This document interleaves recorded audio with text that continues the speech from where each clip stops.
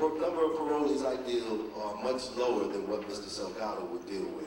I have a maximum of 25 people that I can carry on my caseload at any one time. So mine is much more, I would say, much more social work oriented than law enforcement and oriented most of the time.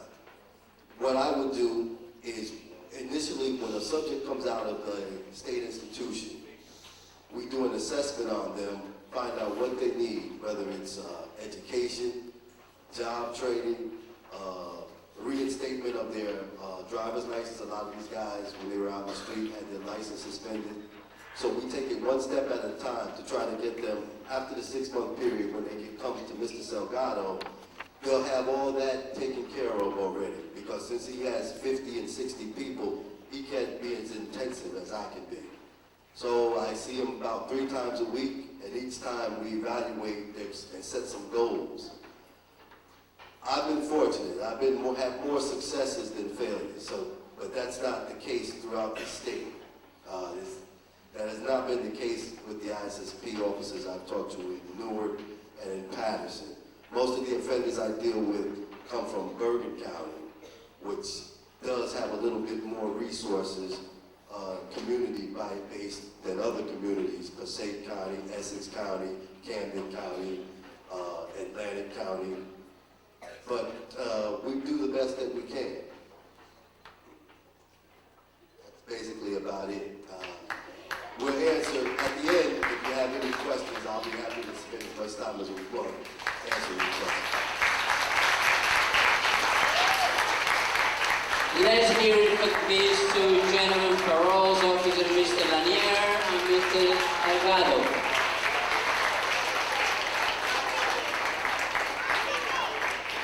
And I hope that you are making your mental notes, because a lot of interesting things are happening here today. And you know, when I was a child back in Puerto Rico, my father was an architect. And I've always heard my father say, to be a soldier of the American Army is a career like any other. Always heard my father say that. But it wasn't until recently that and I asked this young man, 19 years of age, and please pay attention. I asked, why did you join the army? Answer, sir, because the streets of Boston didn't have anything to offer me. 19 years of age, 20 years of age. Why did you join the army? Sir, I got married, my wife is about to have a baby, and I want a future for my family. 19 and 20 years of age. Those are 2 answers to my questions. Therefore, we felt that it was good to introduce people from the Army to talk to you about the burdens and inequities as human beings, and about the benefits of being an American member of the United States Army.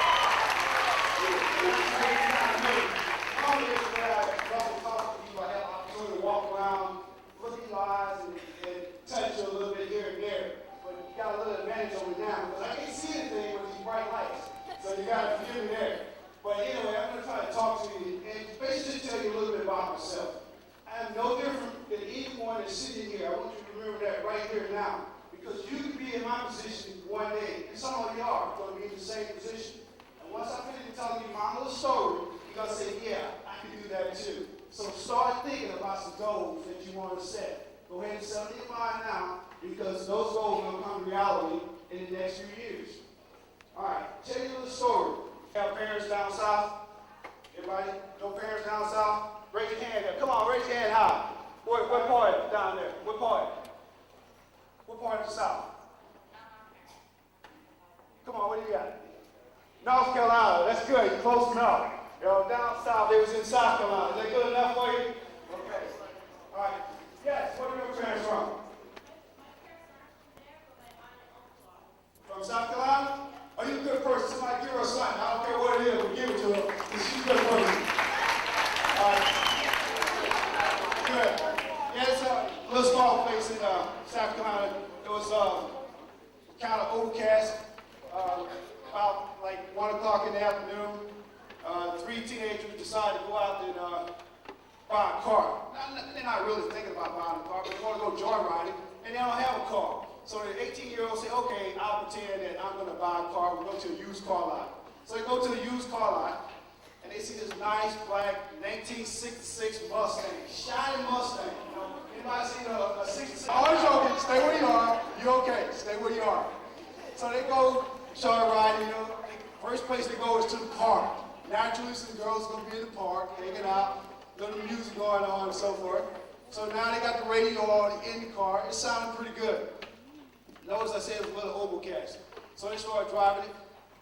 Next, you know, the 17-year-old said, hey, I got to drive. It's my time. It's my time. Say, okay, good. You know, 16-year-old is definitely not going to be the next one to drive, right? But you got to go in order. Doesn't that make sense? Yeah, it does. So, you know, the 17-year-old drive, you know, and they feeling pretty good, you know. Oh, by the way, I didn't tell you that Mustang was a convertible. Oh. Talking about, what are you talking about now? Is that thing nice or what? Yeah, that thing is nice. Okay? So it's a nice convertible, black. I gotta say it again. Black interior, leather interior, black on the outside, big fat tires, rims of chrome. This thing is awesome, I'm telling you. Right? Anyway, so you know, they're just driving around, and the 16-year-old's in the back just ping-ponging, you know. Hey, Spike, can I drive? Can I drive? Spike, can I drive? No, shut up and sit down back there, you know. Well, anyway, so they drive, and now it's about, I guess, about 4 o'clock. So, you know, they started at 1 o'clock. Now it's 4 o'clock. Imagine what the car dealer is saying right now. He's like, whoa, where's my car? So anyway, so finally, they say, okay, tell the 16-year-old, okay, I guess you can drive now. Oh, what a mistake.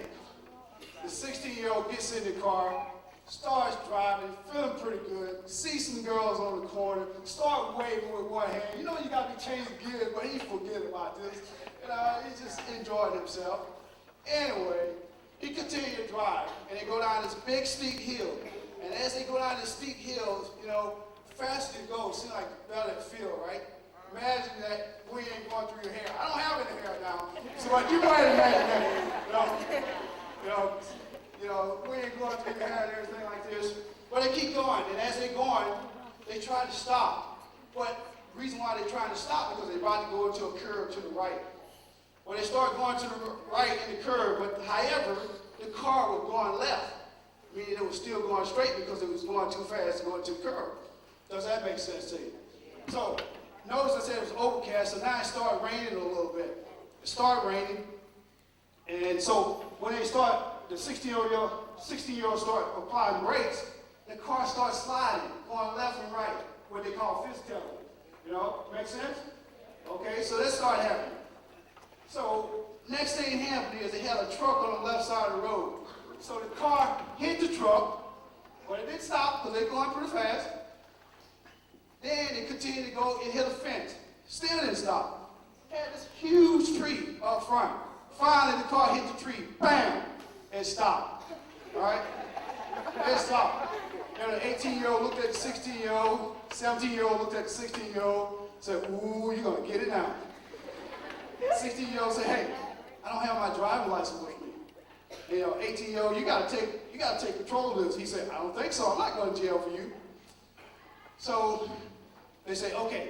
You know, the 18-year-old thought real quick, what we got to do is go back and get your driving license. Imagine this now. Think about this. Go back and get your driving license. So they say, okay, we're going to back the car up because the car was still running. You know, it stopped, but it was still running. They grabbed the driving license and get back in the car, and they drive back. and now they got to look at the wheels, the tire print, to try to push the car right back up towards the tree. So they got the two 18-year-olds, 17-year-olds, the guy and the 16-year-olds. Okay, come a little bit farther, go left, go right. And they do this. So by the time they had the car back towards the tree, next thing you know, you see these policemen coming. Two of them, like, oh, so, you know, naturally somebody heard this, saw this, and so forth. So, two police officers pulled up, say, stop what you doing right there, and now. Like, whoa, man, you know, 16-year-old, he's frozen, you know. It's like, get out of the car. It's like, oh, no. So, you know, 16-year-old just thinking about his mother. Saying, oh, boy, I'm going to get it. You know, I'm not thinking, you know, about going to jail. It's like, hey, thinking about the mother, okay? So, the cops get out and say, okay, take the 18-year-old, 17-year-old, pull them off to the side, one of them, and then one guy say, take the 16-year-old and say, hey, talk to me straight. You're going to jail. I know it right now, unless you tell me the truth. What happened? 16-year-old. And he said, hey, I just got out of the military. This is what I'm going to do. Because, you know, your career is still on track if you do the right thing. He said, basically what I'm going to do, I'm going to write you a ticket for driving too fast for conditioning. I'm not going to charge you for wrecking the car. I'm not going to take you to jail. I'm just going to charge you $30. What do you think about that? What do you think that 16-year-old said? Yeah. Oh yeah, this sounds real good. He said, but you better get your act together.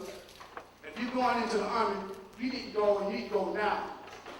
So the bottom line is, the 16-year-old got away with, you know, wrecking that car because they had insurance on it, the car dealer had insurance on it, and so forth, with $30. Now, let me ask you this. Do you think that straightened up that 16-year-old? No. Yeah. How many say yes? Raise your hand. That's pretty good. How many say no? How many don't know? How many don't care? Hey, you better care. All right. Okay, do you know who that 16-year-old was? You. All right, you got that right.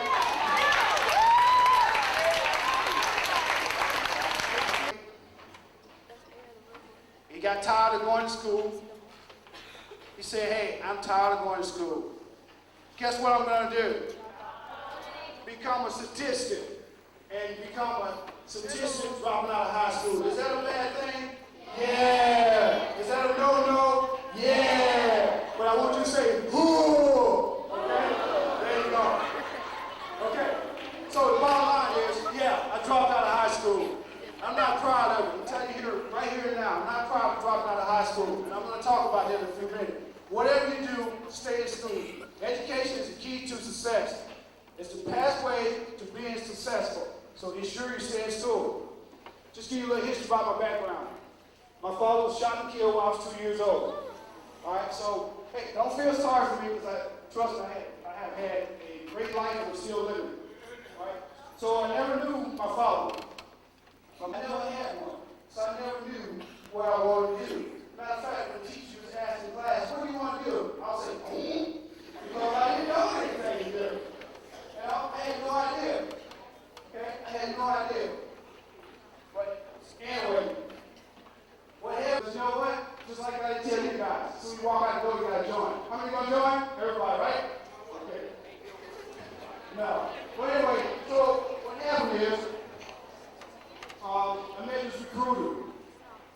And so I talked to him, but I still enjoyed it. Because at the time, I had started working at a cotton mill in South Carolina.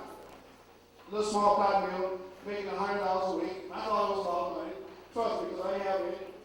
But then I realized, son, hey, the person next to me has been working there for 20 years making the same amount of money. So you think I want to do that for 20 years? No. Is that a whoa or what? Whoa! There you go.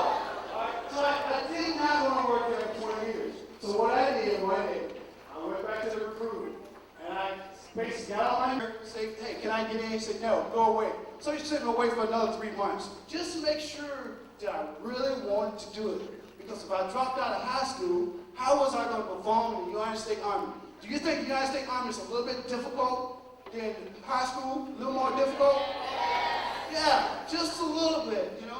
money, just a little bit, okay? All right, so finally I went back there on 6 months, and he said, okay, this is what we're gonna do. We're gonna take you, but you gotta ensure you do the right thing and stay there. I said, hey, I'm tired of South Carolina. I want to do something with my life. I want to be bigger than what I am, and I want some help. And basically, that's what the United States Army did. Graduated from basic training. So, what I saw there, I saw all these drill sergeants, all male drill sergeants, telling you what to do, when to do it, and how to do it, and so forth. But guess what? It felt good. I was like, oh, that feels good, that feels good. I want some more of that, that feels good. All right? So they said, hey, if you want to be in my position, the first thing you got to do is get your education. I said, yeah, how do you do that? They said, hey, you got to go back to school. You got to go back and get your high school diploma. So you know what? Do you know what? I went back to school and got my high school diploma.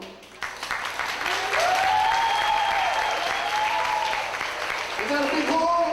Whoa! That's what I'm talking about. All right, that's what I'm talking about. So I went back and got my high school diploma. But they said, look here, you know, if you really want to do well in the United States Army, you got to continue your education. Does that make sense? Because you got to know what you're doing. Because you got some high-tech equipment. You got people who fly helicopters. You got people who fly airplanes in the United States Army. You got people who drive tanks, different types of vehicles, work on equipment, computers, and so forth. So you got to go back to school. So they said, do you want to go to college? I said, college? How do you spell that? With a G? They said, no, with a C. I said, okay, great. I do want to go back to school. So they said, okay. So I went to night school while I was working during the day, and I got my associate's degree. Is that a good thing? Is that a who? Ho! That's what I'm talking about. So I got my associate's degree. So by this time, I think I'm doing pretty good, because you know what comes along with education? More money, more money. So, I was moving up in position, becoming what we call a sergeant. Now I had personnel working for me, and it felt good, making more money, enjoying myself. I had moved up, and now I was driving a brand new Mustang. Like, hey, I'm good to go now. I got my own black Mustang, so I was good. But Don came back to me and said, hey, look, you're doing okay. How would you like to get out of the military and go to college? And we pay for you going to college. I was like, come on, you joking me. I know you're kidding me. No such thing. They said, oh, yeah, it is. So I said, okay, if you're going to pay me to go to school and let me out of the military, I think I'll do it. So what I did, they basically gave me what we call a green to gold scholarship. Gave me a scholarship to go back to my bachelor's degree. So guess what? I got my bachelor's degree. Is that a good thing? Is that a who? That's what I'm talking about. So I got my bachelor's degree from a little place called Landon University in South Carolina. Very nice school. Only thing bad about it, the ratio was 8 to 1. 8 female to 1 male. That's good. Is that a who? That's what I'm talking about. So I went to a small school. I was there for 2 years. I got my bachelor's degree in administration. And I also got commissioned as a second lieutenant. Because I was in what we call the ROTC. Some of you probably heard of it. Anybody heard of the ROTC? Reserve Officer Training Code? Okay, that's basically what you can become a lieutenant if you're in college. So I did that, and then I came back in. I went to a place called Fort Bragg, North Carolina. I went to the home of the Airborne, which is 82nd Airborne. Anybody ever heard of 82nd Airborne? Do you know what the 82nd Airborne do? They jump out of airplanes. How many people want to jump out of airplanes? Oh, that's what I'm talking about. Is that a who or what? Who? That's what I'm talking about. I'll tell you, it's nothing like jumping out of an airplane. I'm telling you. Hold on. I gotta tell you my little experience. Can I tell you my little experience jumping out of an airplane? I'm telling you. All right. It's nothing like jumping out of an airplane. All right. One good thing about the military is before you do anything, you get training. You get the education and the knowledge to do it right. Because we don't want anyone to get injured. Because when someone gets injured, that costs money. The government is not going to pay a lot of money for you. All right, so first thing you have to do is see a place called Fort Benning, Georgia. It's about south of Atlanta. I know a lot of people heard of Atlanta, right? Yeah, it's about 150 miles south of Atlanta. So you got to go down there for like 3 weeks to learn how to jump out of an airplane.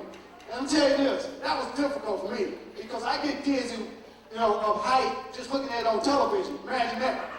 So you imagine going up in an airplane. I'm looking at it on television, I see a skyscraper, and I get sick. I'm like, whoa, stop, turn the television. Okay? So anyway, we go up there down at Fort Benning, get in there, and so they put you in the airplane.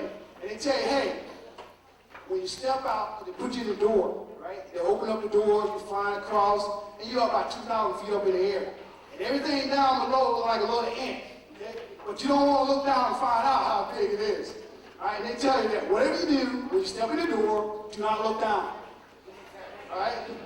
So, I've been bad all my life. So I'm like, I'm going to look down once I get in that door. So we get ready, the plane is flying across. And as the plane is flying across, they tell me finally, my turn to get in the door. I see all these other people going out, shuffling, going out the door. I'm like, oh, that's pretty good. Everybody's just going along. What I didn't see was what that sergeant was doing up there. And I tell you what he was doing up there. All right? So finally, my turn comes. I go up there and I get to the door. And I remember, hey, don't look down. But what I do, I look down. And as soon as I look down, I'm like, whoa, I can't go. Next thing you know, I felt something in the back, just pushed me on out the door. So that's what that sergeant was doing. He just pushed you on out the door. All right? That was my first experience. But that was a good experience because I landed like a feather, and that was good.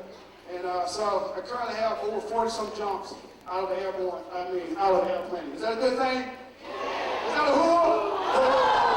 Okay, so anyway, so going along, all right, as going along, I came back in as an officer. As I come back in, I became what we call a platoon leader. As a platoon leader, you're a second lieutenant, and you have roughly about 30 to 40 personnel that work underneath you. That's pretty good. Because you constantly understand personnel, leadership, and you're moving up in rank. So I was at 82nd for about 4 years before I got selected for captain. And after that, I was stationed at Fort Stewart, Georgia. Anybody heard of Savannah, Georgia? Anybody from Savannah? Got family, anything like that? No? You? Got somebody down there? I'm sorry. Atlanta, GA? Okay, that's good. All right, so I was down there at Fort Stewart. At Fort Stewart, I was what we call a company commander. I currently had about 100-some people that worked for me. And I was there again for 18 months. After that, the military came back to me one more time. And guess what they asked me? No, they asked me if I want to go back to school again and get my graduate degree. I said, no, you joking me. That can't be true. You want me to go back to school again? You gonna pay me to do that? Nah. But you know what? I did. I went back to school. I went to Central Michigan University. I got my graduate degree in administration. Is that a good thing? Yeah. Is that a whore? Okay. All right. I got to wind down. I've been told that I've been talking for too long. You guys kicking me out. Never coming back. Never coming back. You're kicking me out. But I'm going to wind this up real quick here and say this. Whatever you do, stay in school. All right? Education is the key to success. Thank you.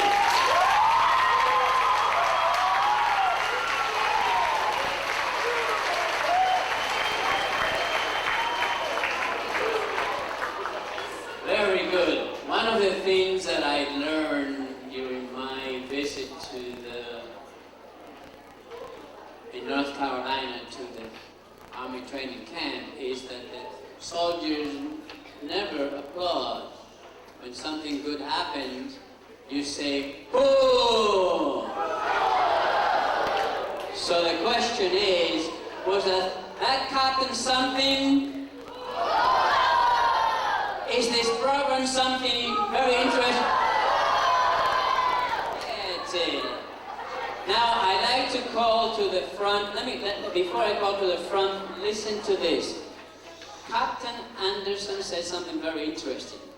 He didn't have a role model to follow. You already have a lot of advantage in that sense over him. You have him and you have the speakers here today. So you're very lucky, but we're gonna come back to that later. I'd like to call to the front Barbara Lonegro, Mr. Sargado and Mr. Lanier, and the captain Henry Allen.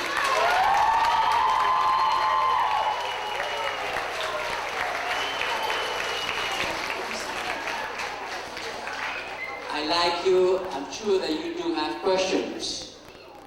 So we have to get out of here by 11:15. So I'm going to take 5 questions. Who's got the first questions? In the back, I see a hand. The young lady.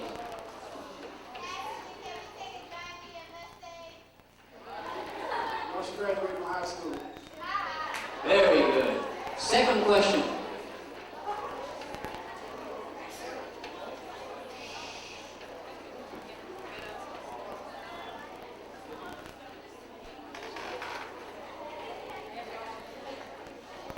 Time there, my friend. Unfortunately, the 17-year-old was killed. I failed to say that he was in a confrontation. That was another thing that propelled me to do the right thing. Yes. I don't know, how many can you count?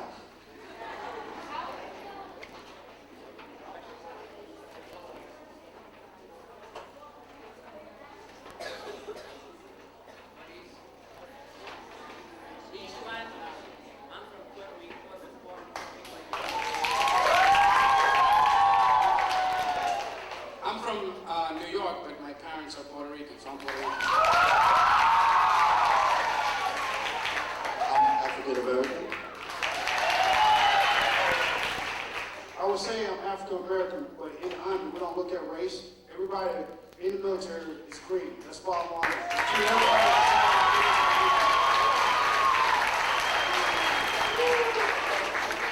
I've already said I was from Cuba, but I have a question for the captain.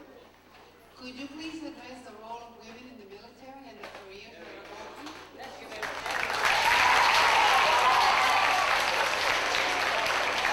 I'll address that question. That's a very good question, ma'am.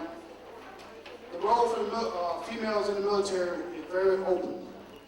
You'll be very successful. When we go out and recruit individuals, we actually go out and look for females, especially in this area here, because females are very hardworking, they're very determined, and they're very intelligent.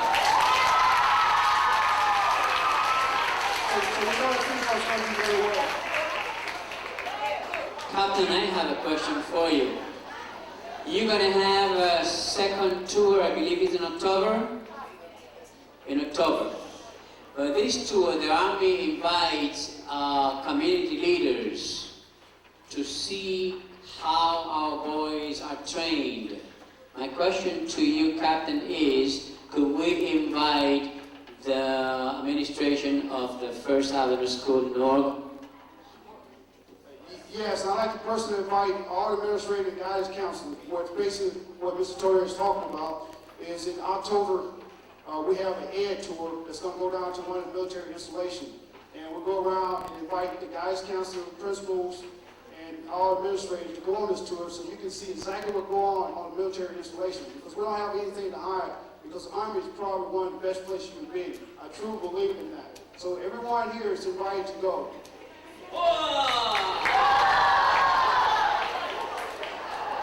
One more question. I'm going to take this young man over here, and then we close.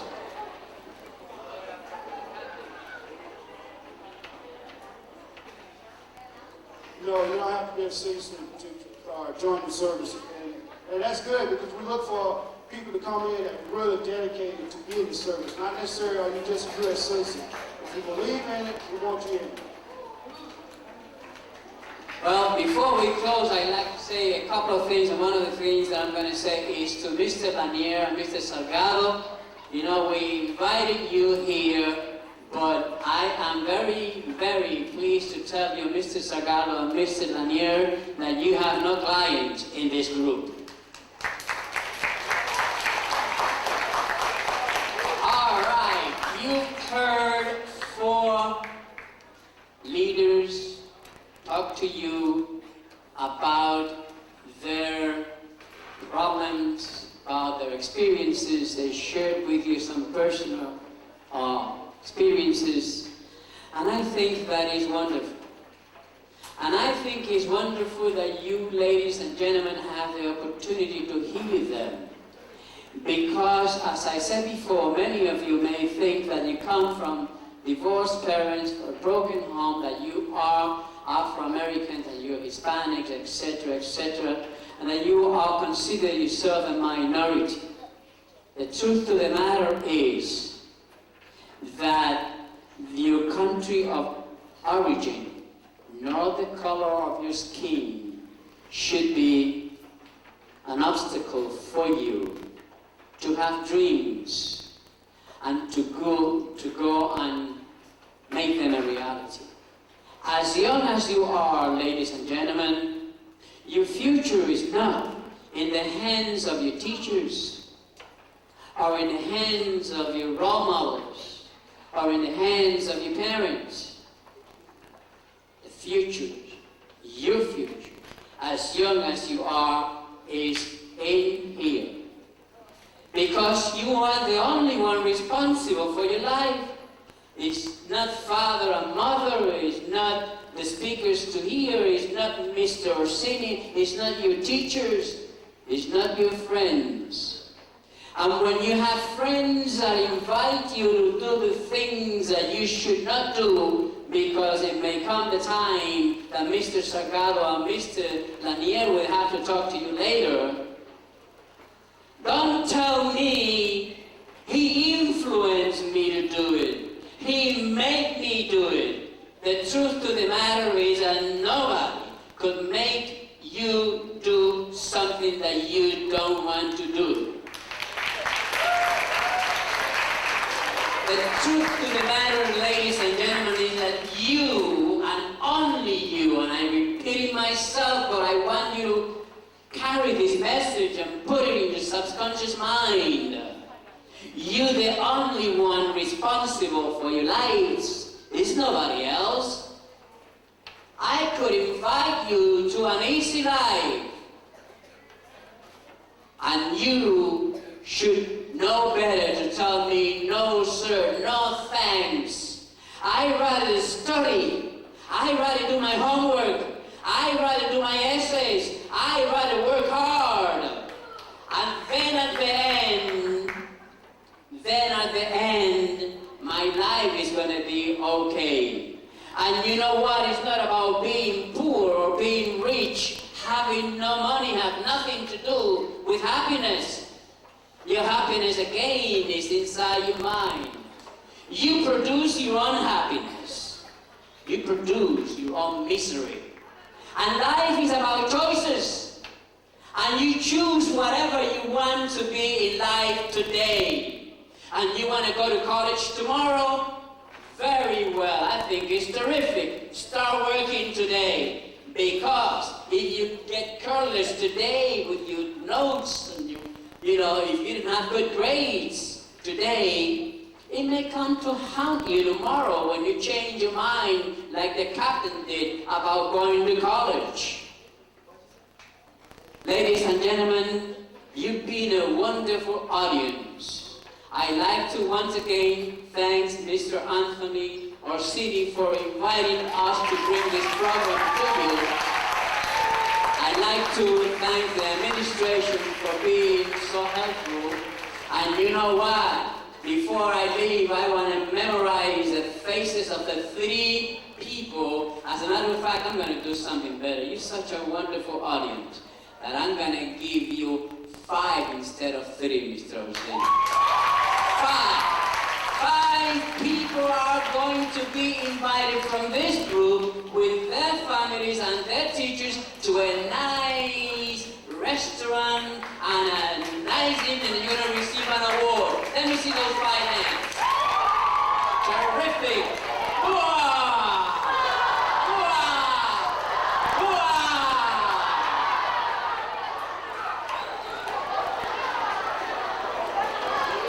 All right, ladies and gentlemen, you have been sitting here for a long time, and as Mr. Torres just said, you've been a beautiful, well-behaved, attentive audience, and now I want just a few more minutes, and then we'll send you back upstairs. First of all, Mr. Torres talked about setting goals. Mr. Torres also talked about you being able to become anything that you want to become. Perhaps Mr. Torres does not know about every boy and girl who is sitting in this auditorium today. But every morning, over the loudspeaker, we describe ourselves. When the speaker gets on and talks about First Avenue School and the boys and girls here, he or she often or every day says that every boy and every girl in this school is what? Yeah. Say that a little bit louder for them to hear you.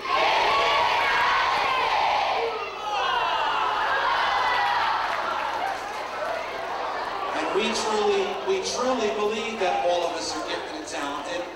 And in the beginning of this program, Mr. Torres says that when he looked out on this audience, he saw doctors and lawyers and pharmacists and teachers and principals and army captains and social workers. And that's what I see when I look out here too. He also mentioned something about role models. Role models are people who we can look up to, and role models are people who we can aspire to become. There are a lot of successful people in this world, a lot of people who could be our role models.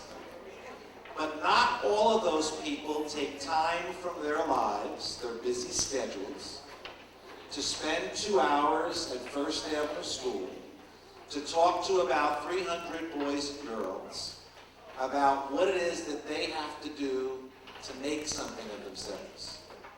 Those are really very special role models, and I really would like you now to give a very warm First Avenue thank you to these boys.